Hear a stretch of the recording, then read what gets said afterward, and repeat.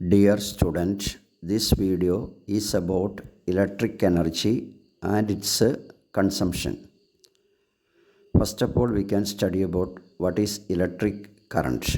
It is the flow of electric charges or electrons through a conductor. The SI unit of electric current is ampere. അതായത് electric current എന്ന് പറയുന്നത് ഒരു കണ്ടക്ടറിൽ കൂടെയുള്ള ഇലക്ട്രോണിൻ്റെ flow ആണ്. ഇതിൻ്റെ unit എന്ന് പറയുന്നത് ആംപെയർ ആണ്. In a mixie, electric energy changes to mechanical energy. So, mechanical effect of electric current is used in it.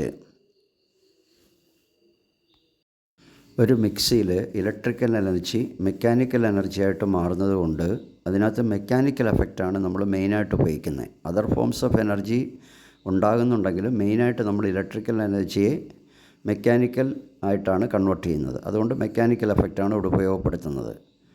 In an electric kettle electrical energy changes to heat energy. So here we use mechanical. So here we are in the case of an electric kettle we use heating effect. കാരണം ഒരു electric കെറ്റിലിനകത്ത് നമ്മൾ water boil ചെയ്യാൻ ഉപയോഗിക്കുമ്പോൾ electric എനർജിയെ heat energy ആയിട്ടാണ് convert ചെയ്യുന്നത്.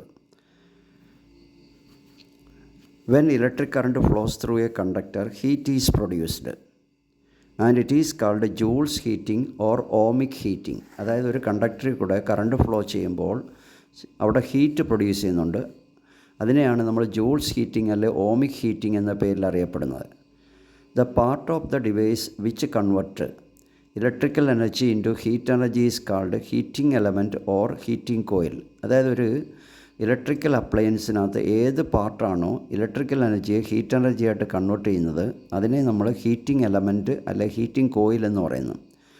An alloy of nichrome is used as heating coil or heating element. അതായത് heating coil ഉണ്ടാക്കാൻ വേണ്ടി നമ്മൾ യൂസ് ചെയ്യുന്നത് നിക്രോം എന്ന് പറയുന്ന ഒരു അലോയാണ്. നിക്രോം എന്ന് പറയുന്ന അലോയാണ് ഉപയോഗിക്കുന്നത്. ഇനി properties of nichrome used as heating coil. എന്തുകൊണ്ടാണ് നിക്രോമിനെ നമ്മൾ ഹീറ്റിംഗ് കോയിലായിട്ട് ഉപയോഗിക്കാൻ കാരണം? ഒന്ന്, ഹൈ ഓക്സിഡേഷൻ റെസിസ്റ്റൻസ് ഉണ്ട്. The oxidation resistance of nichrome is very high. Second, high resistivity വളരെ കൂടുതലാണ്. മൂന്ന്, മെൽറ്റിംഗ് പോയിൻ്റ് വളരെ കൂടുതലാണ്. ഫോർത്ത് വൺ, നിക്രോമിന് അതിൻ്റെ റെഡ് ഹോട്ട് കണ്ടീഷനിൽ നിന്നുകൊണ്ട് വളരെ കൂടുതൽ സമയം ഹീറ്റ് എനർജി പ്രൊഡ്യൂസ് ചെയ്യാൻ പറ്റും. അപ്പം 4 കണ്ടീഷൻസാണ് ഉള്ളത്. ഒന്ന്, ഹൈ ഓക്സിഡേഷൻ റെസിസ്റ്റൻസ് ഉണ്ട്. 2, ഹൈ റെസിസ്റ്റിവിറ്റി ഉണ്ട്. 3, ഹൈ മെൽറ്റിംഗ് പോയിൻ്റ് ഉണ്ട്. Fourth one, in the red hot condition it can emit heat energy for a very long time. These are the properties which we use nichrome as a heating element or heating coil. Okay.